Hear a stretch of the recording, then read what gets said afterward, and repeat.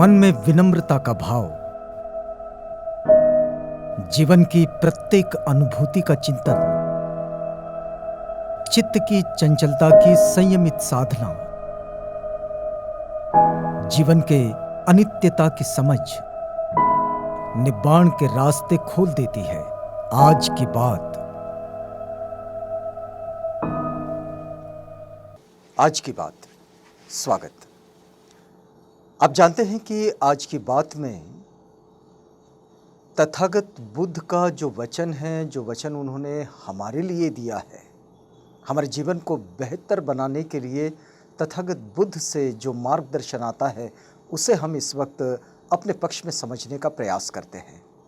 हमने पिछली कड़ी में देखा था कि किस तरह से हमने अपने मन के द्वारों को बिल्कुल इसलिए खोल कर रख लेना चाहिए कि जिससे हमारा जीवन बेहतर बनने के लिए जो जो मार्गदर्शन हमारे पास आता है उसे हम अपने पास ग्रहण कर सकें। हमने पिछली कड़ी में ये बात भी बताने की कोशिश की थी कि तथागत जब कहते हैं कि कर्म क्लेशों से छुटकारा पाना होगा, चार पाप के स्थान जो है उनसे बचना होगा और संपत्ति के विनाश के जो 6 अपाय मुख है, यानी कि विनाश के कारण है, उन कारणों को भी समझना होगा और इन्हें अपने मन के द्वारों पर नहीं आने देना होगा। तो आइए आज इस कड़ी में हम लोग यहीं से आगे बढ़ते हैं और समझते हैं कि तथागत क्या कहते हैं। तथागत कहते हैं कि 4 कर्म क्लेश, यानी कि पानातिपात, अदिन्नादाना, मुसावाद और कामेसु मिच्छाचार, यानी कि हिंसा, चोरी, झूठ और व्यभिचार, काम व्यभिचार से बचना चाहिए। इसे अपने पास कभी ना आने दे। ये हमारे 4 कर्म क्लेश है। ये ऐसे क्लेश है कि जो हमारे जीवन को खत्म कर देते हैं। फिर तथागत आगे कहते हैं कि पापों के जो स्थान हैं, मतलब बुराई के जो स्थान है, वो स्थान है लोभ, द्वेष, मोह और भय। जो लोग निर्भय होकर किसी मोह में नहीं फंसते, किसी लोभ में नहीं फंसते और द्वेष को अपने पास नहीं आने देते, ये उनके लिए उनका जीवन बड़ा बेहतर हो जाता है। धन के विनाश के 6 अपाय मुख हैं। धन का जो विनाश होता है उसके अपाय मुख यानी उसके विनाश के कारण जो है वो 6 प्रकार के कारण तथागत बताते हैं। उन कारणों को हम बताएं कि आपको मादक द्रव्यों का सेवन, वो चीज़ें जो नशा उत्पन्न करती हैं और उस नशे की लत में लोग अपना जीवन बर्बाद कर देते हैं, इससे बचना चाहिए। ये विनाश के कारण है, तथागत बताते हैं। फिर कहते हैं कि रात्रि विहार, रात में घूमना, और कैसे कि रात में समझ जाए, यानी कि नाच तमाशा, मतलब जो अय्याशी जिसको कहते हैं, इस अय्याशी में फंस जाना, ये विनाश का कारण होता है। फिर वो बताते हैं कि जुआ, अगर कोई जुआ खेल रहा है तो जुआ जीतने के लालच में आदमी अपना सब कुछ गंवा देता है। और बुरे लोगों के साथ संगति में फंस जाना, मित्र एक ही हो, अच्छा हो, 1000 बुरे साथ में रखने की कोई ज़रूरत नहीं। और फिर वे कहते हैं कि आलस्य में फंसकर अपने कर्तव्यों से विमुख हो जाना। ऐसे बहुत सारे लोग हमें आसपास देखने को मिलते हैं कि जो अपने कर्तव्य से विमुख हो जाते हैं और आलसी बन जाते हैं, पड़े रहते हैं कहीं भी, कभी घर में, कभी घर के बाहर, कभी चौराहे पर बैठने वाली जगह पे, और दिन भर बातचीत, काम कुछ नहीं। ये जो स्थिति है, ये स्थिति जीवन में विनाश के कारण होती है। ये इन विनाशों के कारणों को अपने जीवन से हटा देना चाहिए। तथागत आगे कहते हैं कि यदि 4 कर्म क्लेशों से छूटकर, 4 पाप स्थानों से बचकर और धन के विनाश के 6 अपाय मुखों को बंद कर तथागत के शिष्य सत्य की 6 दिशाओं की वंदना करते हैं। मतलब इनसे अगर बचना है तो फिर क्या करना है? वो बताते हैं कि 6 दिशाओं की वंदना, ये 6 दिशाओं की वंदना मतलब ये कोई पूरब पश्चिम उत्तर दक्षिण ऊपर नीचे ऐसे ऐसे कोई वंदना नहीं, ये बौद्धों की जीवन शैली नहीं है। तो बौद्धों की जीवन शैली में 6 दिशाओं की वंदना का मतलब क्या है, ये थोड़ा समझते हैं। तो सत्य की ये 6 दिशाएं हैं। पूर्व दिशा, ये माता पिता की दिशा, जिनके कारण हम जन्म को पाते हैं। अपने जीवन को बेहतर बनाने में माता पिता हमें सहायक बन जाते हैं। हमारे जीवन को उन्नत करने में उनका अपना बड़ा योगदान होता है।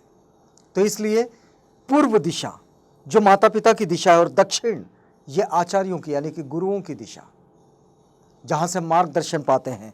पश्चिम ये पति पत्नी की दिशा, जीवन का ये जो रथ है इसे लेकर चलने वाले। उत्तर मित्र और अमात्यों की दिशा, उत्तर दिशा जो है वो मित्रों की दिशा है, अमात्यों की दिशा है। और नीचे की दिशा ये कर्म की दिशा है, एक्शन, काम, कार्य। और फिर जो ऊपर की दिशा है वो है श्रमणों की दिशा, वो श्रमण जो हमारे जीवन के लिए बेहतर मार्गदर्शन लेकर आते हैं। तो ये 6 दिशाएं हैं, इन 6 दिशाओं की वंदना करनी चाहिए। मतलब माता पिता की, गुरुजनों की, मित्रों की, अपने मार्गदर्शकों की, और उस कर्म की जिस कर्म के कारण हम अपना रोज़मर्रा का जीवन चलाते हैं, और वो श्रमण जो हमारे जीवन के मार्गदर्शक बन जाते हैं। तो ये है 6 दिशाएं। आगे कहा गया है कि प्रथम पुत्र को 5 प्रकार से माता पिता की सेवा करनी चाहिए। पुत्र ने अपने माता पिता की 5 प्रकार से सेवा करनी चाहिए।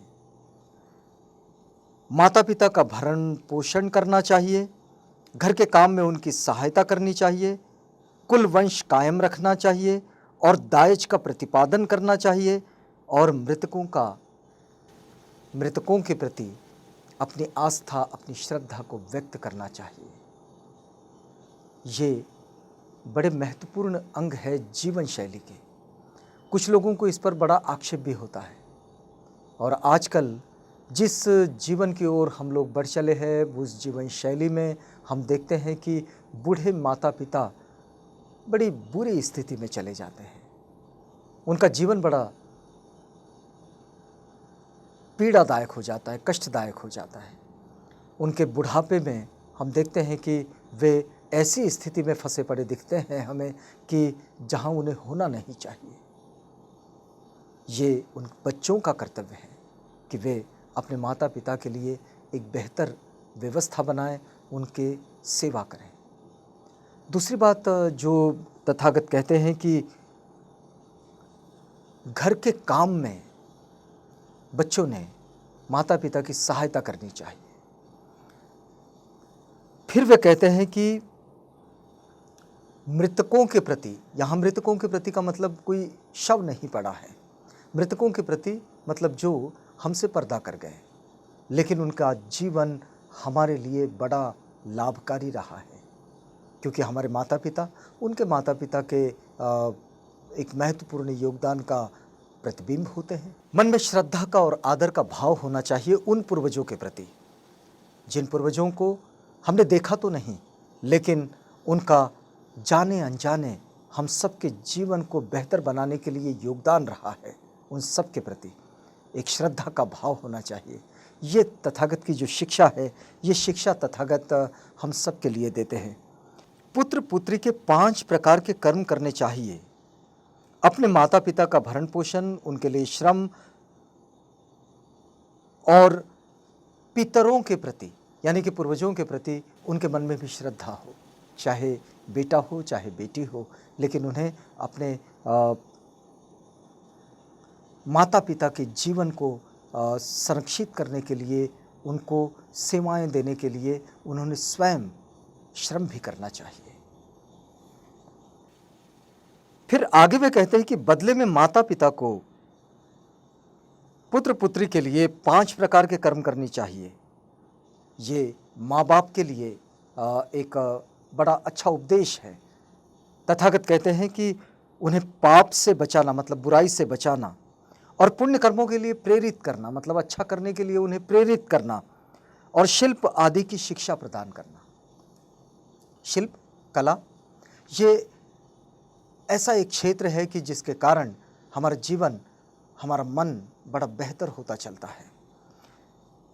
उसके बाद उनका विवाह करवाना, यथा समय दायज का निष्पादन कराना, और ये जो 5 बातें हैं, ये 5 बातें माता पिता अपने पिता व अपने बच्चों के प्रति करें तो ये उनके लिए एक बेहतर जीवन शैली होगी।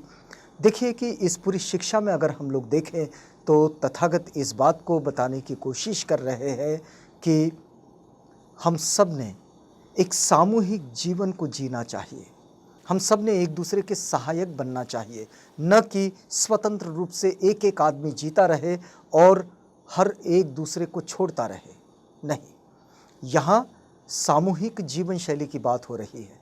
वैसे प्रत्येक का अपना जीवन, ये व्यक्तिगत जीवन तो होता है, लेकिन वो व्यक्तिगत जीवन उनकी व्यक्तिगत उन्नति के लिए होगा। लेकिन जहाँ सामूहिक जीवन की बात आती है, वहाँ सबको मिलकर जीना होगा, और जब लोग मिलकर जीते हैं तो देखिए वो परिवार बहुत आगे बढ़ जाते हैं। आज की बात में हम लोग यहाँ रुकते हैं, इस वादे के साथ कि अगली कड़ी में आपसे पुनः मुलाकात होगी। आज की बात।